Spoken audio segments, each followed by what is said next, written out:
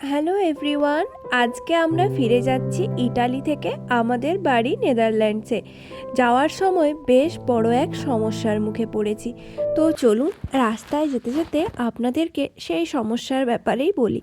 হঠাৎ করেই আজকে সকালে আমাদের এনএস যে অ্যাপ আছে ট্রেনের, সেখানে একটি মেসেজ আসে যে আজকে ট্রেন স্ট্রাইক চলবে, যার জন্যে নেদারল্যান্ডসে কোনো ট্রেন চলবে না। আর এইদিকে আমাদের প্ল্যান অনুযায়ী আছে যে আমাদের ফ্লাইট নেদারল্যান্ডসে গিয়ে পৌঁছাবে 8:30টার সময় আইন্দোভ্যানে। এরপর আইন্দোভ্যান থেকে আমরা যেখানে থাকি রটারডাম, সেখানে যেতে হবে ট্রেনে করে। আর যদি প্ল্যান অনুযায়ী সব কিছু চলতো তাহলে আমাদের ট্রেন ছিল 8:30টার সময়, আর যেটা ধরে আমরা 10টার মধ্যে ঘরে পৌঁছে যেতাম।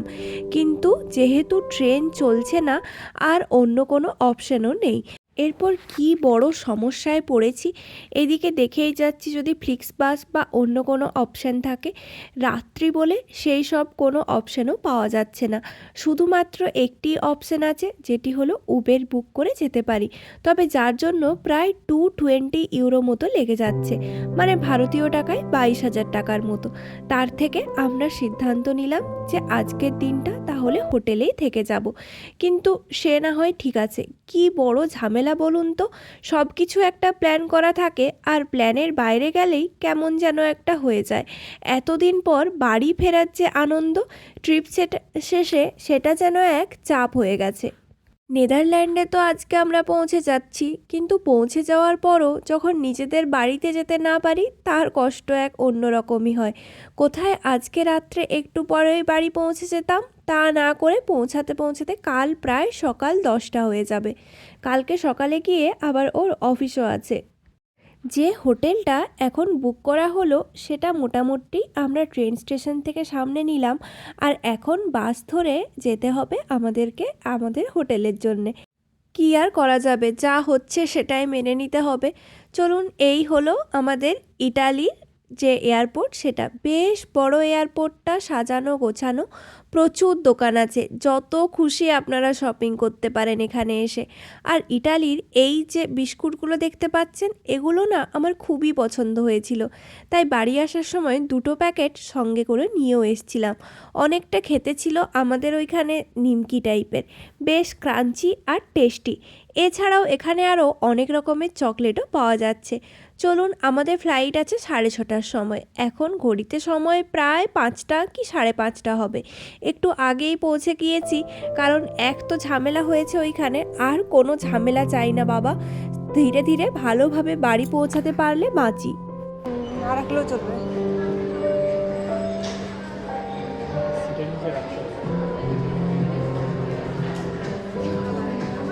এই হলো আমাদের ফ্লাইট। আজকে আমরা রায়ান এয়ারে করে যাচ্ছি, আর ফ্লাইটে বোর্ডিং শুরু হয়েছে, আর হালকা হালকা একটু সন্ধে নামবে মনে হচ্ছে।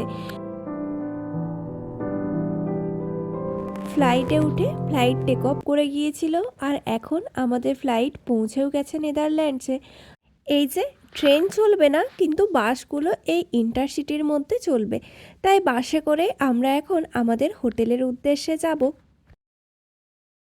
হোটেলে চেক ইন করে নিয়েছি, আর এসে পরে বেশ খানিকটা সময় রেস্ট নিয়ে আবার ভিডিওটা শুরু করছি, কারণ এত টায়ার্ড হয়ে গিয়েছিলাম যে কি বলবো। পৌঁছেছি এখন ঘড়িতে সময় প্রায় 10টা, তবে বাইরে দেখে বোঝার উপায় নেই, এখনও দিনের আলো বেশ টকটকি করছে।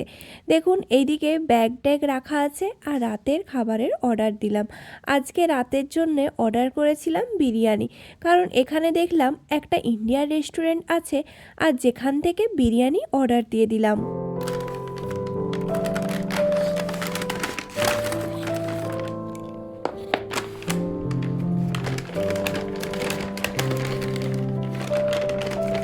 একটা বিরিয়ানি কিনলে আরেকটা ফ্রি পাওয়া যাচ্ছিল, আর রায়তাটা আলাদা করে নিয়েছি। 2টো বিরিয়ানির প্রাইস পড়লো ওই 18 ইউরো মতো, মানে ভারতীয় টাকায় 1800 টাকা।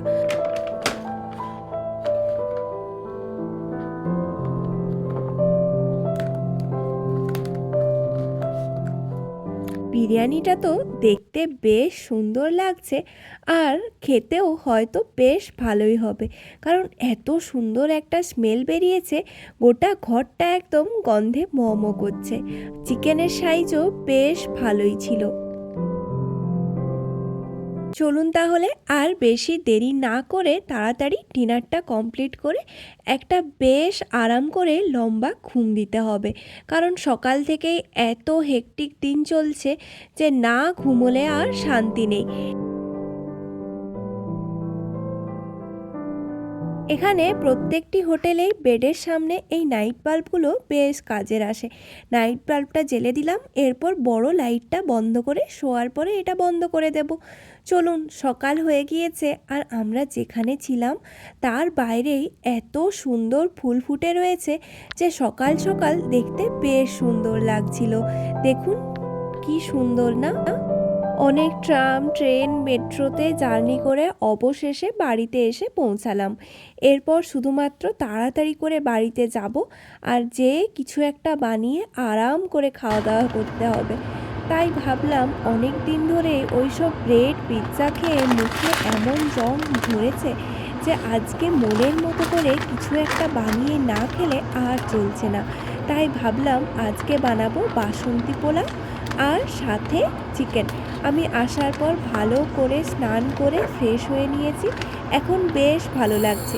কালকে রাত্রে বেশ সুন্দর একটা ঘুম হয়েছিল।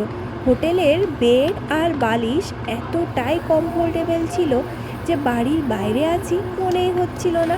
হয়তো এটাই দেশে ফিরে আসার এক সুর। যেমন ইন্ডিয়াতে সেরম নেদারল্যান্ডসও থাকতে থাকতে এখন এমন একটা অভ্যাস হয়ে গিয়েছে, নেদারল্যান্ডসে আসার পরই মনে এক অদ্ভুত শান্তি ফিরে আসছিল। সে নিজের ঘর না হলে কি হবে।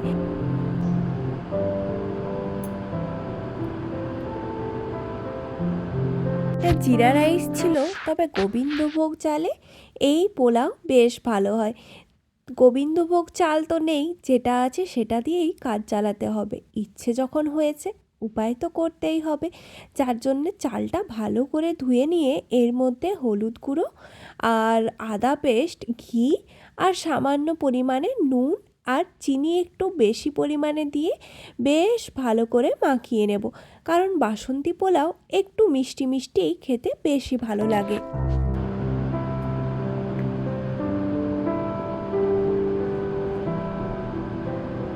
ঘিও দিয়ে দেব বেশ খানিকটা পরিমাণে। এই ঘিটা মা বানিয়ে পাঠিয়েছে, এত সুন্দর স্বাদ আর গন্ধ যে কি বলবো, এই সবে টাটকা মনে হচ্ছে।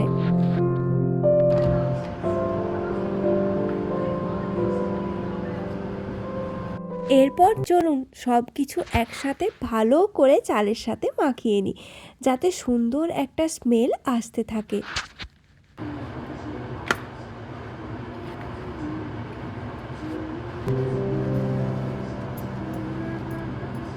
যে বোলটাতে আমি ম্যারিনেট করছিলাম তার ওপরে ওপরে লেগে গিয়েছে, যার জন্যে এই টিস্যুতে দিয়ে ভালো করে পরিষ্কার করে এটাকে ম্যারিনেট করে ওই ঘন্টা দেড় দুয়ের মতো রেখে দেবো।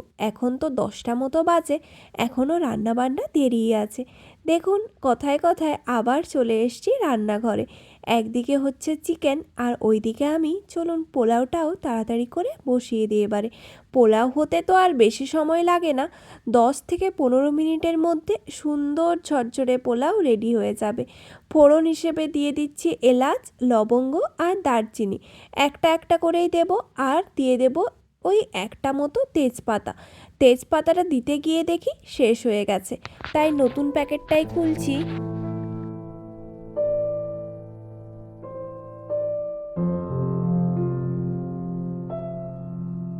ফোড়নটা একটু চড়বড় হয়ে যাওয়ার পরে ওই যে আগে থেকে ম্যারিনেট করে রাখা চাল এর মধ্যে দিয়ে দেব, তারপর ভালো করে ফ্রাই করে নেব।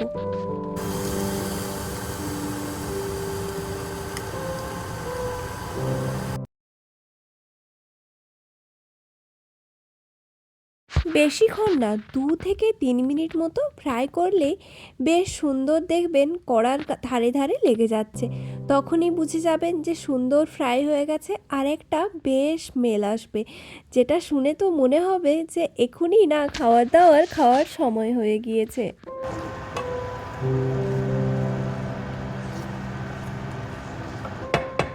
একদিকে চিকেন বসিয়েছি আর অন্যদিকে পোলাও, তাহলে দুটোই একসাথে রেডি হয়ে যাবে আর সুন্দর একটা লাঞ্চও করা যাবে।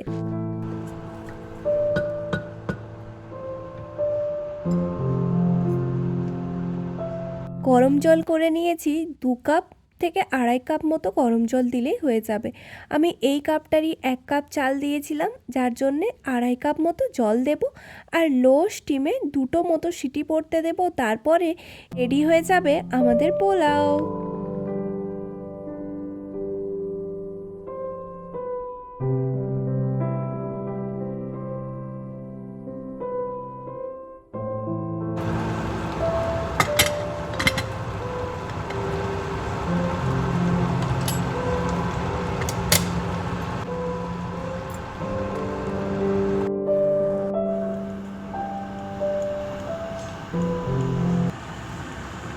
এরপর আমাদের দুপুরের লাঞ্চ করার সময়। এরম হেভি খাওয়ার পরে একটু রায়তা খেলে বেশ ভালো লাগে, তাই একটু রায়তা বানিয়ে নিয়েছি আর পোলাও চিকেন